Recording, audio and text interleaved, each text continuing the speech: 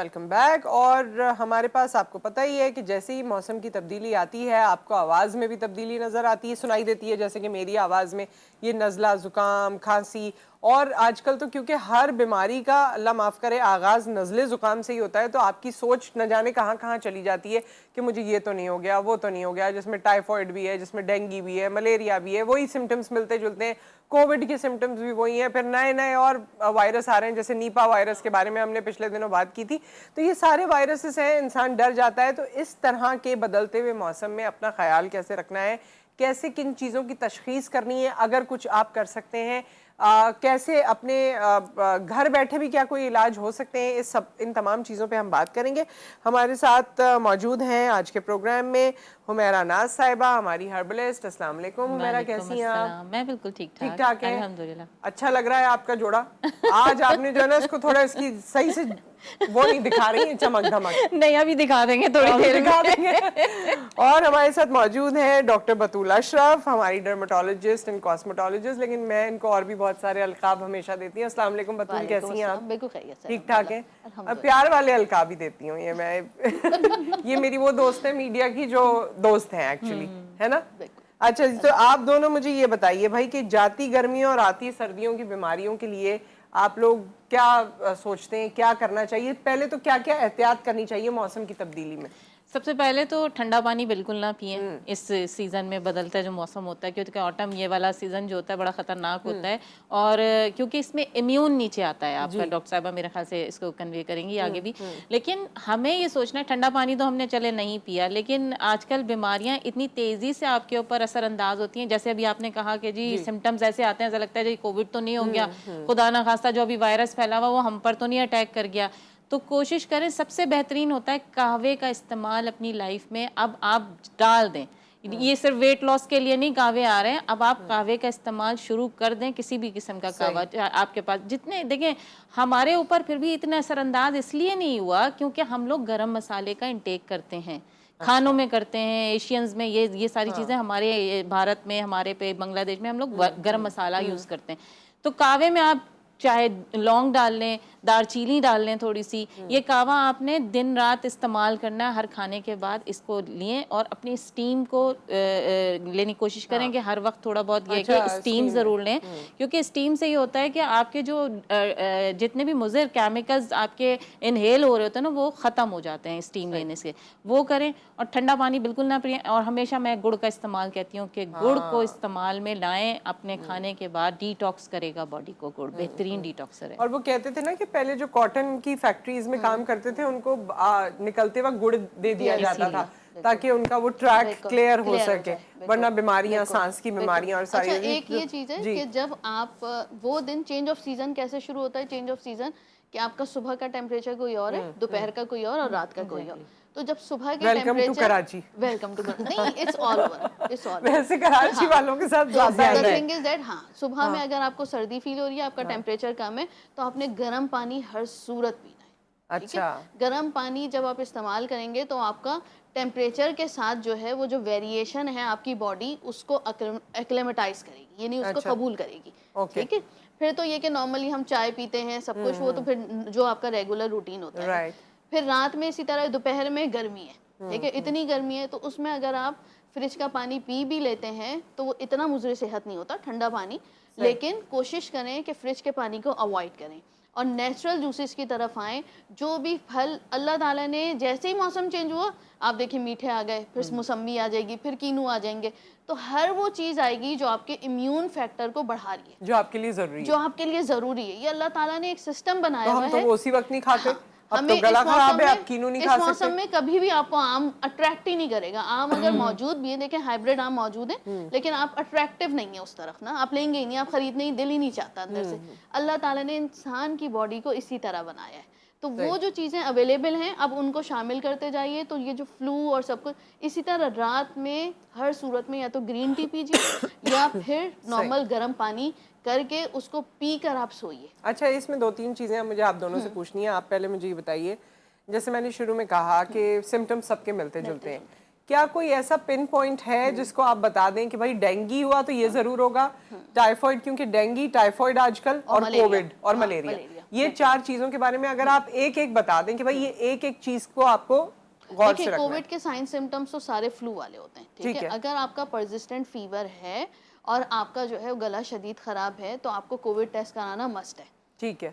अगर आपको फ्लू हुआ है और 2-3 दिन में आपको इंटेंसिटी लग रही है कि उसकी रिड्यूस नहीं हो रही है, सेटल डाउन नहीं हो रहा है, तो फिर आपको टेस्ट कराना मस्ट है। टेस्ट एक सेफ साइड होती है, ठीक है। जब सेफ साइड है तो आपके जो उसके सीवियर सिम्टम्स होते हैं कि लंग पूरा जो है इन्वॉल्व हो गया, फिर आप जाकर एडमिशन आपका हॉस्पिटल में नेसेसरी है, तो एक टेस्ट जो है वो बहुत नेसेसरी है। वो उससे बचा लेता है वो आपको मेंटल पीस दे रहा है कि मुझे कोविड नहीं है, इट्स अ नॉर्मल फ्लू, फिर वो फ्लू का जो टाइम है 7 to 10 डेज का, वो उसमें सही हो जाएगा, ठीक है। इसी तरह मलेरिया और डेंगू को डिफरेंशिएट करने के लिए टेस्ट नेसेसरी है। अगर आप डेंगू में मलेरिया की मेडिसिन खाएंगे तो आपका और इम्यून सिस्टम वीक होता चला जाएगा, फिर डेंगू को कंट्रोल करना। डेंगू का कोई एक ऐसी चीज जो उसमें होती हो जो आपको फौरन आपके लिए रेड अलर्ट हो? कोई भी ऐसी रेड अलर्ट नहीं होती, नो रेड अलर्ट, सिर्फ डायग्नोसिस आपकी ब्लड टेस्ट से होगी। आपको हर सूरत हर चीज में ब्लड टेस्ट होगा, हर चीज। अब 140 देखिए, डेंगू में आपके प्लेटलेट्स नीचे आते हैं। अब प्लेटलेट्स आप किसी सिम्टम से नहीं फाइंड आउट कर सकते हैं, ठीक है। मलेरिया में प्लेटलेट्स नीचे नहीं आते तेजी से, ठीक है। मलेरिया में आपका इसलिए एक सीबीसी और एक मलेरिया का टेस्ट या डेंगू का टेस्ट कराना जरूरी है। अगर आपने मलेरिया का करा लिया, वो पॉजिटिव है, तो फिर आपको डेंगू नहीं है। तो ये थोड़े से साइन सिम्टम्स पे पता चलता है। दूसरा, मलेरिया का एक पैटर्न होता है, रात में आपको सर्दी चिल्स के साथ आते हैं। डेंगू में चिल्स बहुत कम होते हैं, लेकिन समटाइम्स कुछ 100 में से 2 पेशेंट को होंगे। लेकिन ये कि नॉर्मल फ्लू में भी चिल्स आ जाते हैं, मुझे आ गए थे रात में। ये मतलब ये जब मुझे ख्याल आया मलेरिया तो नहीं होगा, वो एक सा सिम्टम है बिल्कुल, लेकिन आपको तो फ्लू है फिलहाल। हाँ, मुझे तो फिलहाल यही है, बता दिया रिकॉर्ड हो गया ये, नहीं काटा हुआ। लेकिन इस वक्त कराची में तो क्या, पूरे पाकिस्तान में बहुत मच्छरों की तादाद है, तो अवॉइड कीजिए और देखिए कि अगर आपको चिल्स आ रहे हैं तो टेस्ट ही सबसे बेहतरीन डिफरेंशिएशन जो है वो टेस्ट है। सही, बिल्कुल। अच्छा ये बताइए मेरा कि प्लेटलेट्स का, क्योंकि वो सबके लिए बहुत मुश्किल बात हो जाती है, गिरना शुरू हो जाते हैं, क्या कोई ऐसा घरेलू तरीका हो सकता है कि प्लेटलेट्स को रिजर्व किया जा सके या प्लेटलेट्स बढ़ सकें? देखिए, अब बहुत सारी चीज़ें लोगों ने बताई भी, लेकिन मैं अपना तजुर्बा कहूँगी। मैं से ये नहीं कहूँगी कि हाँ जी ये बिल्कुल 100% है, लेकिन मेरे बेटे को आज से 2 साल पहले जब डेंगू हुआ था तो मुझे किसी ने पपाया का जो पत्तों का जो लीफ का जूस होता है, उसका बताया था। तो मैं 3 टाइम जूसेस, क्योंकि जूसेस ही देने होते हैं उसमें, तो जूसेस में क्या करती थी, एप्पल, बीटरूट, वो मस्ट होता था, सिट्रस जूसेस जितने भी हों आप उसमें डालिए और उसके अंदर लेमन स्क्वीज करें, और 1 चम्मच जो होता था वो मैं पपीते का पत्तों का रस निकाल के वो बेटे को देती थी, लेकिन 3 टाइम। क्योंकि डेंगू में आई थिंक आप भी इस चीज़ को मानोगे कि खाना नहीं खाया जाता, तो जितना जूस आप दे सकते हो जूसेस दो, ताकि उसकी भूख खुले, बाद में फिर वो आहिस्ता आहिस्ता खाना खाना शुरू करता है, तो प्लेटलेट्स खुद ब खुद बढ़ना शुरू हो जाते हैं। अच्छा, तो इससे बेहतरी आपको लगती थी कि होती है? बिल्कुल, मैं 3 टाइम मेहनत करनी पड़ती है थोड़ी सी, लेकिन मैं खुद उसको नेक्टर जूसेस नहीं, मैं फ्रेश जूसेस की बात कर रही हूँ, फ्रेश जूस देना है आपने। अच्छा, वाकई ये जो पपीते के पत्तों का कहा जाता था, अच्छा, वो पपीते के पत्तों का ये है कि उसका प्लेटलेट्स पे कोई रोल नहीं है। अच्छा, ठीक है, प्लेटलेट्स इंक्रीज करने के लिए हाँ, पपीते का पत्ता एंटीवायरल एंड एंटीबैक्टीरियल है। तो अगर आप वायरस सस्पेक्ट कर रहे हैं या कोई उसके साथ सुपर इम्पोज आपको बैक्टीरियल इन्फेक्शन भी हुआ है, तो उसको किल करने के लिए बेहतरीन है। और जैसे अभी मैंने बताया कि आप उसको मिक्स करके देंगे एप्पल जूस के साथ या ऑरेंज जूस के साथ, जो भी अवेलेबल फल है जो आप उसके साथ देते हैं, तो एप्पल में आयरन के साथ साथ वो सारी चीज़ें हैं जो आपके प्लेटलेट्स को भी बढ़ाएंगी और आयरन के काउंट को भी बढ़ाएंगी। अच्छा। और हर उस सेल को बढ़ाएंगी जो आयरन बनाने में या रेड सेल्स बनाने में हेल्पफुल होता है, जैसे विटामिन B1, B6, B12। अगर ये B1, B6, B12 नहीं है तो आपकी बॉडी में आयरन नहीं बनेगा, ठीक है। इसी तरह सेम आप ये देखिए कि अनार का जूस लेंगे तो भी आपके प्लेटलेट्स बढ़ जाएंगे। हर लाल चीज़, अल्लाह ताला हर लाल चीज़ आपके प्लेटलेट्स बढ़ाती है, एवरी रेड थिंग, ठीक है। तो वो तो टमाटर भी हो गया, टमाटर हर चीज, बीटरूट हो गया, बिल्कुल बीटरूट हो गया, चुकंदर, ठीक है। लेकिन ये कि चुकंदर उसमें वीकनेस इतनी होती है कि आपका ये पूरा सिस्टम जो है वो वीक हो चुका होता है, तो यही है पेशेंट को खाने में थोड़ी डिफिकल्टी होती है, तो हम कहते हैं कि ठीक है आप जूस की फॉर्म में दे दें, लेकिन सबसे बेहतरीन फल को काट कर खाना ही है। अगर आप बेयर कर सकते हैं, इनिशियल स्टेज है, तो फिर आप एप्पल जितना खा सकते हैं वो दैट इज मच बेटर। लेकिन अगर आपका डाइजेस्टिव लेकिन बीमारी में दिल भी नहीं होता ना, और उसमें ये इतना होता है कि बंदा समटाइम्स आपको लूज मोशन भी हो रहे होते हैं, तो फिर हम ये कहते हैं कि आप थोड़ा थोड़ा सा इतने छोटे छोटे कप्स में आप जूस बनाकर पीजिए रादर देन, क्योंकि आपने फिर डायरिया को भी कंट्रोल करना है, तो फ्रूट जो है फिर उस वक्त जो है अवॉइड किए जाते हैं, जूसेस की फॉर्म ज़्यादा बेहतर रहती है। सही। अच्छा, ये जहाँ चाय कहवे और ये सारी बातें तो हो गई, कॉफ़ी लोग बहुत पीते हैं कि जी सर्दी आ रही है कॉफ़ी पी रहे हैं, उसका कोई अफाका देखती हैं आप? कॉफी ठंड में तो पी जाती है, लेकिन बाज लोग मैंने देखा है कि वेट लॉस के लिए इतनी कोई ब्लैक कॉफी का इस्तेमाल शुरू कर देते हैं कि आपकी जो स्किन है ना, मैं बॉडी नहीं कहूंगी, स्किन डिहाइड्रेट होना शुरू हो जाती है। अच्छा। कॉफी का अगर ज्यादा वैसे तो ज्यादती हर एक चीज की बुरी होती है, लेकिन वाटर इनटेक फिर आपने उसके साथ बहुत ज्यादा रखना होता है जब अगर आप कॉफी ले रहे हैं। तो कॉफी का अमल दखल वही है कि अगर आप ले रहे हैं, आप ठंड में मेरे ख्याल से ज्यादा लें, लेकिन ये कि वेट लॉस के लिए जो लोग ले रहे होते हैं और फिर खाली पेट काली कॉफी चल रही होती है, ये जो ब्लैक कॉफी है ना, ये काफी सेंसेशन बन चुकी है और इससे लोगों को लगता है कि वेट लॉस हो जाएगा। नॉट ओनली ब्लैक कॉफी, बल्कि वो बलोगना जो है वो सोशल मीडिया पे इतना वायरल है कि छोटे से छोटा बच्चा उसको हर वक्त वो तो ट्राई कर चुके, बड़े बेकार है वैसे व्हाटएवर, लेकिन वो बच्चों लोग को जो पसंद ट्राई है। करने वाले हैं उनको मैं बता दूं। हाँ, बच्चों को पसंद आती है, ठीक है, वो उसको फ्रीज करके पी रहे होते हैं in any form. But the thing is low dose caffeine की, लो डोज यानी हल्की सी आप जब कॉफी पीते हैं 1 टीस्पून या हाफ टी स्पून कैफीन आपकी बॉडी को स्टिमुलेट करती है, आपके ब्लड फ्लो को स्टिमुलेट करती है, ठीक है। यही पर्पस है। अब ये किताबों में भी लिखा है, ये हर जगह नॉलेज स्प्रेड हुई है, तो लोग ये समझते हैं हम ज़्यादा कॉफ़ी पियेंगे तो हमारी ज़्यादा स्टिमुलेशन होगी, हमारा मेटाबॉलिज्म फास्ट होगा। बिल्कुल होगा, लेकिन कैफीन इन लार्ज क्वांटिटी ना सिर्फ आपके दिल के लिए ख़राब है, आपके दिमाग के लिए, it will lead to ultimately to Alzheimer's and other diseases. Oh my God. ठीक है, अच्छा, तो आपका मेमोरी लॉस, हर चीज़ देखिए जाती में ख़राबी होती है। दिन में 2 दफा पी सकते हैं? 2 दफ़ा भी डिपेंड कि आपकी टाइप ऑफ स्किन कैसी है, आपकी टाइप ऑफ बॉडी कैसी है, और वो भी आप वही नेचर के अगेंस्ट नहीं जाना आपने। बहुत गर्मी में अगर आप 2 कप कॉफ़ी पियेंगे तो आप नेचर के अगेंस्ट जा रहे हैं, क्योंकि ऑलरेडी इतनी गर्मी है। वही फिर आप एक कप कॉफ़ी के साथ आपको 12 गिलास पानी की नीड होती है on 60 KG body weight.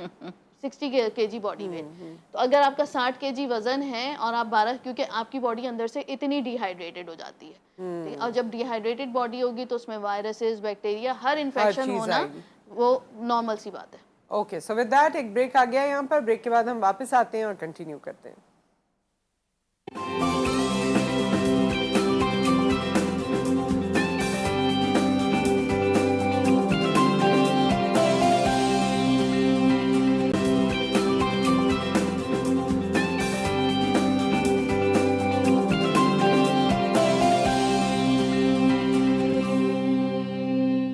Welcome back. और हमारे साथ डॉक्टर बतूल मौजूद हैं, हुमैरा नाज साहिबा मौजूद हैं। दोनों से हम, इन लोगों से तो खैर जब भी बात करते हैं वक्त का पता नहीं चलता कि वक्त कहाँ चला गया। आज भी इनकी मौजूदगी का फ़ायदा उठाते हुए हुमैरा, हम ब्रेक पर कुछ बात कर रहे थे, इम्यूनिटी सब बेहतर करना चाहते हैं। अच्छा, और इम्यूनिटी पे जोर था कोविड के दौर में, बिल्कुल लोग दबा के जो है सारी ताकत की दवाएं पी रहे हैं, तो जी पानी में मिला के पी रहे हैं, तो कुछ कर रहे हैं कि इम्यूनिटी बेहतर हो जाए। लेकिन इम्यूनिटी हमें वैसे भी बेहतर करनी है क्योंकि कोई ना कोई वायरस आता रहता है। इम्यूनिटी हमें क्यों बेहतर करनी है? क्योंकि हमारा हर घर का एक पेशेंट एंटीबायोटिक्स पे आ चुका है जी, और एंटीबायोटिक्स हर बच्चे को, मतलब किसी भी आप डॉक्टर के पास चले जाएं, सबसे पहले एंटीबायोटिक, जब गला खराब होता है, कुछ होता है। जब हम ज़्यादा एंटीबायोटिक्स का इंटेक लेते हैं तो ऑब्वियसली आपका इम्यूनिटी सिस्टम जो है वो लो हो जाता है। उसको बूस्ट करने के लिए फिर हम वही, तो अगर बुखार होता है, कुछ होता है, हम कहते हैं डाइट अच्छी रखो। तो खाना पीना इम्यूनिटी के लिए बहुत सारे हमारे पास, हम कहते हैं कि अब अवेयरनेस आई है, ये तो कोविड ने दी है इम्यूनिटी की, लेकिन हमें हर मौसम में, ज़िंदगी में जो साथी है वो इम्यूनिटी बढ़ाने के लिए बहुत सारी चीज़ें अल्लाह ताला ने दी हुई हमें। ग्रीन वेजीज हो गए आपके पास, जितने ये जो क्यूकम्बर होता है उसका आपने एक अभी मैंने स्मूदी बताई थी, बहुत सारी फ्रूट्स की हैं, अभी सिट्रस फ्रूट्स जितने आए हुए हैं आपके पास, अंगूर हो गया आपके पास, अभी ऑरेंजेस। सबसे पहले तो मिठा जो आता है, मैं हमेशा कहती हूँ मिठा इतना कम टाइम पीरियड के लिए आता है और हम उसे बिल्कुल निगलेक्ट कर देते हैं। वो कुछ आप समझते नहीं है। हाँ, वो अगर खा लेंगे तो पूरा सीजन आपके जो बुखार, नजले, गला खराब की कैफियत होती है उससे बच जाएंगे। लिवर डिटॉक्सिफिकेशन के लिए बेहतरीन है। तो वही बात है, अगर आपने इस महीने अगर आपको वंस एंटीबायोटिक की नीड हुई है, चाहे गला खराब है या कोई भी इन्फेक्शन, तो तो एटलीस्ट 6 से 10 मीठे खा लीजिए। आप अच्छा खा लेंगे, आपका लिवर डिटॉक्स बिल्कुल साफ सुथरा ऐसे हो जाएगा जैसे आप नए पैदा हुए। अच्छा डिटॉक्सिफिकेशन पे हम जोर नहीं देते, ठीक है। अगर बॉडी में आपके virus, bacteria, cancer cell develop हो रहे हैं तो हमने अपनी बॉडी को उसके लायक बनाया है। अच्छा, आप अपनी बॉडी को इस लायक बनाइए कि ना आपके बॉडी में कैसे बनाए इस लाइक? जैसे ये बात मुकम्मल कर ले हुमेरा, दिन फिर में आपकी 3 फल तरफ खाना आते। सीख लीजिए। हाँ। दिन में 3 फल खाना सीख लीजिए। सुबह निहार मुंह सेब, दोपहर में एक केला या जो भी आपका फल मौजूद है। अगर गर्मियों का सीजन है एक आम खा लीजिए खाने से पहले। आम हमेशा खाने के बाद नहीं खाते, खाने से पहले खाते हैं। रात के खाने से पहले, रात का खाना जो है वो 7 से 8 के दरमियान होना चाहिए।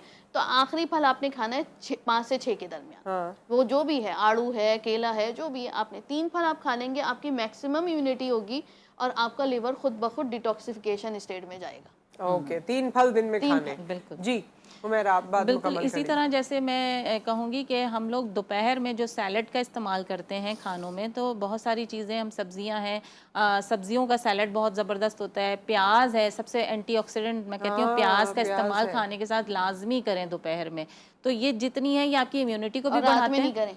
नहीं, रात में नहीं, प्याज तो रात में इस तरह की मना होती है, खीरा भी मना होता है। प्याज रात में इसलिए नहीं खाते हैं कि वो आपका यूरिक एसिड हाई करता है और आपका सल्फर होता है, जो सल्फर होता है, और दूसरा आपके जो है वो बिलिरुबिन की क्वांटिटी को बढ़ाता है। तो अंदर से जब थिक बनता है तो वो जाकर आपके तो दोपहर में प्याज खाएं, घर में बेगम को ना बोले रात के खाने में प्याज काट के रखना। बाज लोग खाते हैं ना आप, और अगर आप बाहर से टिक्का वगैरह बारबेक्यू में रात में खाते हैं और उसके साथ आप प्याज खा रहे होते हैं, तो कोशिश करें दोपहर में खाना है ये। अभी तो जो गर्मी का सीजन है, इसमें दोपहर में आपने प्याज धो के नहीं खाना। प्याज आपने काटनी है, जैसे पठान जैसे काटते हैं ना, आपने देखा होगा, छिलका समेत उसको तोड़ते हैं और फिर उसको खाते हैं। आपने धोना नहीं है प्याज को, इसी तरह खाना है दोपहर में खाने के साथ। खीरा ले लीजिए, खीरा बहुत अच्छा है इम्यूनिटी बूस्टर के लिए। देखिए बहुत सारी चीज़ें हम और भी बताते हैं, जैसे अब आगे आने वाला जो सीज़न है, हमारी स्किन भी ड्राई हो रही होगी।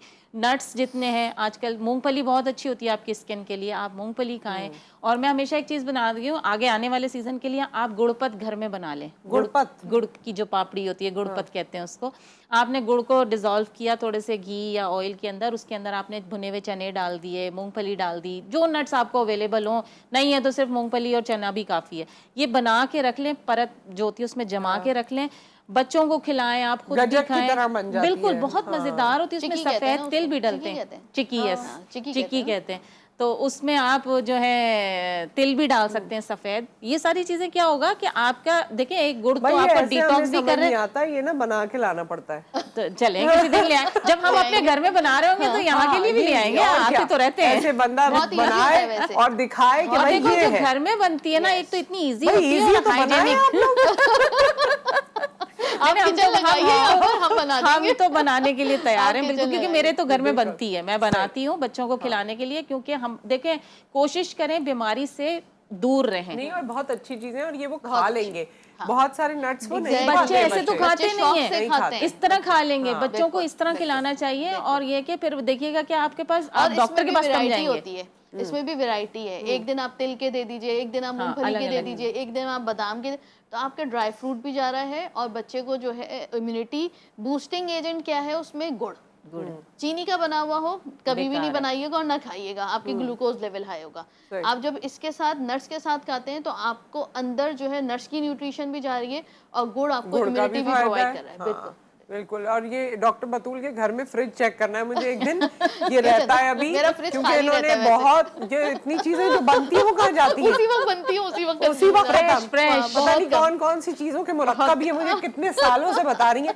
ये दोनों जो है ना, अब आप लोग अगली दफा खाली हाथ यहाँ पर आया है, हमारे लिए किचन काउंटर लगा दो, यहाँ पे हम ताजा बना के खिलाएंगे। का किचन होता है, लेकिन ये है कि हम उनसे कोई बात करनी होगी और फिर देखेंगे। अच्छा, एक तो ये सारी इम्यूनिटी की चीजें हो गई। आपने हमेशा पपीते पर भी बहुत जोर दिया है, आई थिंक वो भी आने वाला है। अंडररेटेड फ्रूट है, लेकिन जो अफादियत उसमें है। और आजकल एक और आया हुआ है अमलोग, जिसको जापानीज फ्रूट कहते हैं, उसको तो कोई नहीं खैर बच्चे शौक से खाते हैं।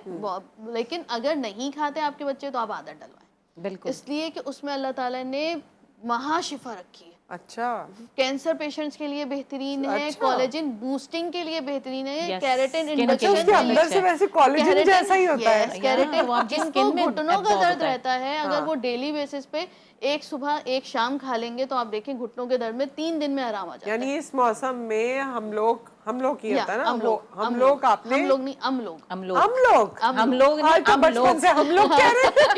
It's हम लोग ओके, हम हम लोग लोग खाना है इस बिल्कुल। बार, हाँ। ताकि ये सब सही हो ये जाए। और हार्डली 10 दिन रहता है ये फ्रूट, हाँ। उससे ज्यादा उसकी लाइफ नहीं है। लेकिन देखिए टोटल जो है, जितनी मैंने रिसर्च पढ़ी, आप अगर पूरे 10 दिन के उसमें अगर आप 10 खा लेंगे तो आप एक लिस्ट थी मेरे ख्याल से 1000 अच्छा। बीमारियों से आप दूर रहेंगे। बिल्कुल उसमें ऐसे ही है। सारी रेस्पिरेटरी, न्यूरोलॉजिकल, यानी और दिमाग ऐसे की वाले फ्रूट बीमारी, बड़े कम आंखों टाइम की, पीरियड के लिए आते हैं। सबसे बेसिक चीज उसमें सबसे ज्यादा जो चीज होती है वो आपका रेटिनॉइड बूस्टर होता है। अच्छा। अब रेटिनॉइड बूस्टर क्या, हम रेटिनॉल फेस पे लगा रहे हैं, हम हाँ। हाइड्रोनिक एसिड लगा रहे हैं, तो ये बूस्टिंग एजेंट होते हैं। अगर ये आपकी डाइट में शामिल है, आपकी स्किन को ना सिर्फ न्यूट्रिशन, यानी वो रेटिनॉइड अंदर से बना के तो वो ग्लो एक जो फेस Chinese पर आता बहुत है, ऊपर से खाते हैं लगाने ये। के बजाय अंदर से नहीं नहीं, आप आएगा। लगा भी सकते हैं, Chinese लगाने का बहुत तरीका खाते भी हैं बता रही इसको। हाँ, हूँ। बताएं। कोलेजन इंडक्शन के लिए आपने स्लाइस किया उसको, जी। उसके ऊपर मीठा सोडा, बिल्कुल पिंच ऑफ मीठा सोडा स्प्रेड कर दियो, जो उसको फ्रीज कर दीजिए। 10 दिन है, ये मिलेगा फ्रीजर में मेरे यहाँ पे। बस कुछ तो मिलेगा ना। हाँ। तो क्योंकि कम दिन के लिए आता है ना, सही। वो फ्रीज कर, जब आपके पास टाइम है आप 20 मिनट्स उससे मसाज कीजिए। क्यों हमने उसके ऊपर मीठा सोडा डाला? That makes your pH alkaline.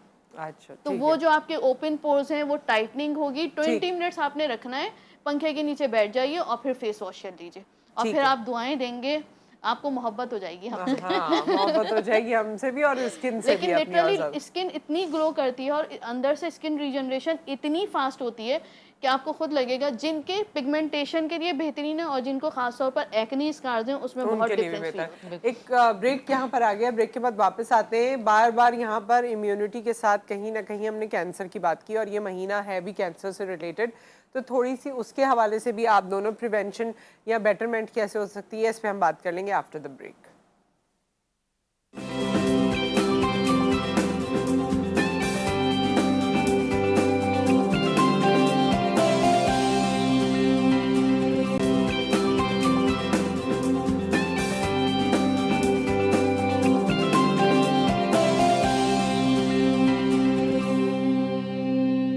Welcome back खवातीन और हज़रात। हमारे साथ डॉक्टर बतूल मौजूद हैं, हमारे साथ हुमैरा नाज मौजूद हैं, और दोनों जब बात कर रही थी तो मुझे ख्याल आया कि हम, क्योंकि ये महीना भी कैंसर के हवाले से है और इतनी सारी बातों में आप लोगों ने बताया कि कैंसर सेल्स जो हैं उसको कैसे आप अपने से दूर रख सकते हैं और अपना ख्याल कैसे कर सकते हैं, तो आप लोगों की तरफ से जो कैंसर से बचने की कोई ऐसी एडवाइस है? सबसे पहले तो हमने अपनी लाइफ को इतना फास्ट कर दिया है कि हर चीज़ में इलेक्ट्रॉनिक्स, हम जो आइटम्स हमारे पास आ गए, एक माइक्रोवेव हमारे पास आ गया जिसका इस्तेमाल हम बेदरेग कर रहे होते हैं, हमें नहीं पता। प्लास्टिक की प्लेट अंदर डाल दी, माइक्रोवेव चलाया, घुमाया और इस्तेमाल कर लिया। उसमें कांच की प्लेट यूज़ होती है क्योंकि उसकी रेज बड़ी ख़तरनाक होती है, और जो भी अगर कोई चीज़ यूज़ करो तो उसका एक कवर आता है अंदर, उसको कवर करके आप माइक्रोवेव यूज़ कीजिए। और जो हम लोग इस्तेमाल करते हैं बर्तन, ख़ास तौर पे सिल्वर का बर्तन यूज़ ना कीजिए, उसकी वजह से भी ये चीज़ बहुत फैल रही है। और फ्रूट्स में मैं अगर कहूँगी तो शरीफा, जिसे हर घर में लगा होता था, शरीफा अगर आप खाना शुरू कर देते हैं तो उससे आपको ये तो बचाता भी है। और जो लोग कीमोथेरेपी करा रहे हैं, ख़ास तौर पे वो पेशेंट जो 3rd या 2nd स्टेज पे है और उनकी कीमो हो रही है, तो वो शरीफे का इस्तेमाल करें, कटहल का इस्तेमाल करें। कटहल बड़ा मतलब ये ऐसे फ्रूट्स हैं जो बड़ी मुश्किल से मिलते हैं, लेकिन शरीफा तो मैं कहती थी। और आजकल जितना हम लोग अवेयरनेस दे रहे हैं इन फ्रूट्स के बारे में, तो और महंगे होते चले जा रहे हैं। शरीफा आप बिलीव नहीं करोगे कि अगर आप लेने जाओ तो वो 100 रुपीज़ का एक शरीफा मिल रहा है। अच्छा। क्योंकि अब हालांकि वो है हमारे यहाँ बहुत है शरीफा, लेकिन आप खाएं, उसका जो पल्प है वो आपके लिए बेहतरीन है शरीफे का। कटहल का बेहतरीन है। ये वो चीज़ें हैं जो आपको नहीं मिलेंगी। एवोकाडो, ये बहुत ज़बरदस्त है। ये वो फ्रूट्स हैं, थोड़े से आपको मिलना मुश्किल होते हैं, लेकिन मिल जाते हैं आपके एवोकाडो पास। भी थोड़ा सा महंगा और उस तरह मिलता है, और किसी किसी इलाके में मिलता है और किसी किसी सुपरमार्केट में मिलता है। हाँ, मिलता है। लेकिन देखिए ना, जब आप एक ऐसी बीमारी की तरफ चले गए हैं तो उसकी रिकवरी जल्दी हो जाती इतना है। ज्यादा इससे फायदा है एवोकाडो बहुत वगैरह फायदा से है। भी। एवोकाडो, ये कटहल, बेसिकली शरीफा। जो फ्रूट्स हैं ये आपकी बॉडी को अल्कलाइन करते हैं। ठीक है, आपने एसिडिटी से बचना है। ठीक है, अगर आप अगर बहुत मसालों का इस्तेमाल है तो cut down your masala, cut down your sugar. Sugar आपने लेनी ही नहीं है in any form, not even in good form. और जब तक आप डाइट से शुगर को कट डाउन नहीं करेंगे, नमक को कट डाउन नहीं करेंगे, कैंसर सेल्स नहीं ख़त्म होते। आपकी कीमोथेरेपी के सेशन, रेडियोथेरेपी के उतने ही बढ़ते चले जाएंगे। तो जितना अच्छा फ्रूट का इंटेक होता है, फ्रूट्स आपकी बॉडी को अल्कलाइन करते हैं। एसिडिटी में कैंसर सेल्स ट्रिपल क्वांटिटी में बढ़ते हैं, और जैसे ही बॉडी अल्कलाइन होती है उनकी डिवीजन रुक जाती है, और जब डिवीजन रुक जाती है तो वही कीमोथेरेपी जिसके 6 सेशंस आपको बताए गए होते हैं, 4 सेशंस में आप बिल्कुल जो है वो नलिफाई हो जाते हैं, बॉडी में नहीं रहते। एक डॉक्टर को भी देखा था कि वो ये तरीकाकार था कि रोटी चावल तक उन्होंने छोड़ दिए थे, और रीजन शायद ये होगी कार्ब्स ना, रोटी चावल भी कार्ब्स हैं बेसिकली, और वो शुगर में कन्वर्ट होते हैं, शुगर वो भी protein in very limited quantity, वो प्रोटीन जो आपकी बॉडी को, यही बात है, अल्कलाइन मीडिया में रखे, इन बॉयल फॉर्म, मसाले नहीं खाने आपने उसके साथ। तो ये मसाले ये सब कट डाउन करें, और अगर अल्लाह ना करे अगर आपको ये प्रॉब्लम हो गई है तो स्टे पॉजिटिव, डायग्नोसिस हो जाए, सब कुछ, follow your doctor, routine follow कीजिए, पॉजिटिविटी अंदर रखिए कि इट्स जस्ट अ बीमारी जो हुई है। और अगर आपकी फैमिली में किसी को इशू है, आपको साइन सिम्टम्स लगते हैं, गो टू द डॉक्टर्स। अब इतने अच्छे वेलफेयर क्लिनिक है जहाँ पे स्क्रीनिंग बहुत अच्छी हो जाती है, चाहे ब्रेस्ट कैंसर हो, चाहे कहीं का भी कैंसर हो। और अगर आपकी फैमिली में किसी को है तो आपको 6 मंथ्स पे स्क्रीनिंग करानी नेसेसरी है। ये दिमाग, जितनी औरतें ये शो देख रही हैं उनके लिए नेसेसरी है कि आप अपने, अगर आपकी फैमिली में कोई एक भी सर्वाइवर है ब्रेस्ट कैंसर का, हर 6 मंथ्स पे स्क्रीनिंग कराना सीखिए। जो स्क्रीनिंग है वो बेस्ट प्रिवेंशन है, बाकी भी तो बेस्ट प्रिवेंशन है। हाँ, स्क्रीनिंग बेस्ट प्रिवेंशन है, लेकिन बाकी भी तो कैंसर्स हैं इतने सारे, और साइलेंट है, मतलब साइलेंट है, पता नहीं चलते। तो ये early diagnosis is the key. अगर आपने बहुत अर्ली डायग्नोसिस जो है वो आपको बचा सकती है। कैंसर का इलाज मौजूद है, सब कुछ मौजूद है, और आप हमेशा जो कोई भी बीमारी हो, आप पॉजिटिव थिंकिंग से उसको किल कर सकते हैं। बिल्कुल, बीमारी सिर्फ मेंटल स्टेट में होती है। पता है क्या होता है, हमारे यहाँ जरा सी भी कोई छोटी सी भी बीमारी होती है ना, हम जाते नहीं, हम चाहते हैं घर में बैठ के सारी बीमारियां इलाज हमारा घर में बैठ के हो जाए। आप डायग्नोस डॉक्टर के पास जरूर जाएं, छोटी सी भी कोई भी बीमारी होती है, तभी तो एकदम अचानक कोई ना कोई बीमारी निकल आती है कि लास्ट स्टेज थी और आपने चेकअप नहीं करवाया। और फिर अगर कोई बीमारी निकल भी आती है तो आपकी विल पावर सबसे, जैसे भी बतूल ने कहा, तो विल पावर आपकी बहुत मायने रखती है। उसमें बड़े बड़े मैंने देखे हैं कि नीचे आ जाती है ये कीमो की जो आपकी थेरेपीज होती हैं, उसमें आपका प्रॉब्लम खत्म हो जाता है। लेकिन ये कितनी इंपॉर्टेंट बातें हैं ना, देखिए कि एक बीमारी अगर खुदा न खास्ता हुई है, उसके साथ जो आपने रूटीन रखनी है, जिस तरह आप लोग बता रहे हैं फ्रूट्स की और खाने पीने की क्या रूटीन है, देखिए इस तरह हमारे का यहाँ जो तो ये इन चीजों पे ज्यादा फोकस नहीं होता। हमेशा मैं कहूंगी कि कैंसर पेशेंट खास तौर पे न्यूट्रिशनिस्ट के पास जरूर जाए, वो अपना एक डाइट चार्ट बनाए कि हमने खाने में क्या लेना है, अपने तौर पे नहीं गूगल के पास जाके आपने सर्च कर लेना और पता करना। न्यूट्रिशनिस्ट के पास जरूर जाए। मिर्च मसाले तो बिल्कुल बंद हो जाते हैं उसमें, क्योंकि कुछ देखें, कुछ ऐसे कैंसर्स होते हैं, लाइक प्रोस्टेट कैंसर है, लाइक मेल में, और फीमेल में ब्रेस्ट कैंसर है। अब जो ब्रेस्ट कैंसर में आपको न्यूट्रिशनल वैल्यू जिन चीज़ों की बढ़ानी है वो आपको एक न्यूट्रिशनिस्ट ही गाइड कर सकती है, ठीक है। और इसी तरह प्रोस्टेट कैंसर में आपने किन फ्रूट्स को अवॉइड करना है और किन फ्रूट्स को ज्यादा इस्तेमाल करना है, वो भी न्यूट्रिशनिस्ट ही आपको। कितनी इंपॉर्टेंट बात है, लेकिन मैं ये देखती हूँ कि ये तो सोच ही नहीं होती। हमारे यहाँ क्या होता है नुसरत, हमारे यहाँ ये होता है कि आप गए, आपने अप्रोच किया किसी भी ऑन्कोलॉजिस्ट को और उन्होंने कहा कि आपको जो है वो न्यूट्रिशनिस्ट के पास विजिट करना है, तो जो भी उनके केयर टेकर होते हैं जिनको डायग्नोस है वो कहेंगे उफ अल्लाह, आप दूसरे डॉक्टर का लिख कर दे दिया, अब ये सिर्फ पैसे कमा रहे हैं। अरे पैसे कमाने की बात, द थिंग इज दैट कि हर किसी न्यूट्रिशनिस्ट की अपनी एक वैल्यू है, और ऑन्कोलॉजिस्ट ने सिर्फ डायग्नोसिस करनी थी, आपको ट्रीटमेंट एडवाइस करना था, वो उन्होंने बता दिया। अब न्यूट्रिशनिस्ट का काम है कि जो डायग्नोसिस हुई है उसके लिहाज से आपको डाइट चार्ट बना के दिया जाएगा। और पैसे हर जगह खर्च हो रहे होते हैं ना, मसला ये भी है। बिल्कुल, इट्स नॉट इजी, पाकिस्तान में बीमार होना लेकिन देखिए आप पैसा आनी जानी चीज़ है, लेकिन हेल्थ को मेंटेन करना जो है वो बहुत नेसेसरी है। अगर आपको अल्लाह ताला ने कोई बीमारी दे दी है, जितनी जल्दी आप उसको एक्सेप्ट कर लेंगे, जितनी जल्दी आप उसका हल तलाश करेंगे, उतनी जल्दी आप उस फेज से निकल आएंगे। कहीं मैंने सोशल मीडिया पे देखा था, बड़ी हंसी आई थी, शायद आप लोगों ने भी देखा हो, कि हम जो है ना अपनी जवानी हेल्थ को कॉम्प्रोमाइज करते हैं और पैसा कमाने पे लगाते हैं, और बाद में जब पैसा बन जाता है तो वही पैसा दोबारा लगाते हैं और हेल्थ को रीगेन करते हैं, क्योंकि हेल्थ चली जाती है। सो ये कितनी इंपॉर्टेंट बात है कि हम अपनी वाकई हम तो कॉम्प्रोमाइज कर देते हैं अपनी हेल्थ को। मुझे कमाने में नहीं लगना, ठीक है कमाएं आप, लेकिन अपनी लाइफ को एंजॉय कीजिए, बचाने में ना लगे, क्योंकि अगर बचाने में लग गए तो आपके पीछे तो दूसरे ऐश करेंगे। आप ऐश करें, जितना आपने कमाया है वो अपने ऊपर लगाएं, अपनी फैमिली सबसे पहले होती है फैमिली, तो अपनी फैमिली के ऊपर खर्च करें, तो सुन्नत भी है। खुश रहें, मैं कहती हूँ कमाओ खाओ पियो खुश रहो, बचाने की ना सोचो कि हमने आज घर बनाना है, हमने आज ये वाली चीज लेनी है, और लग्जरियस पे नहीं जाओ, क्योंकि अब तो वो वाली लाइफ आ गई है, लग्जरियस तो अब भूल जाइए।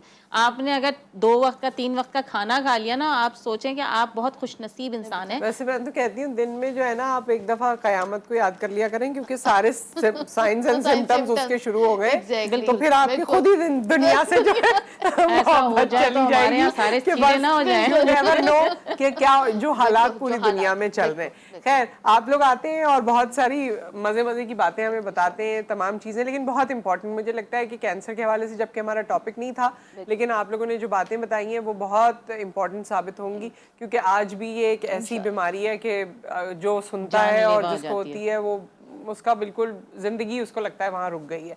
सो thank you so much once again, आपका बहुत बहुत शुक्रिया, आप सबका शुक्रिया, आप हमें ज्वाइन करते हैं। अगर कोई खास चीज़ आप चाहते हैं कि डिस्कशन का हिस्सा बने तो ज़रूर हमें बता दीजिए। कमेंट में यूजुअली पढ़ रही होती हूँ जो हमारे पेजेस पे आ रहे होते हैं, अच्छे कमेंट्स के लिए शुक्रिया, और बुरे कमेंट्स के लिए फिर कोई सेशन रखेंगे और उसमें आपको बताएंगे कि आपने जो सोचा वो क्यों सोचा, या उसका क्या मकसद है, या हमारा क्या मकसद था। सो विद दैट अपना ख्याल रखिए, दुआ में याद रखिए, अल्लाह हाफिज़।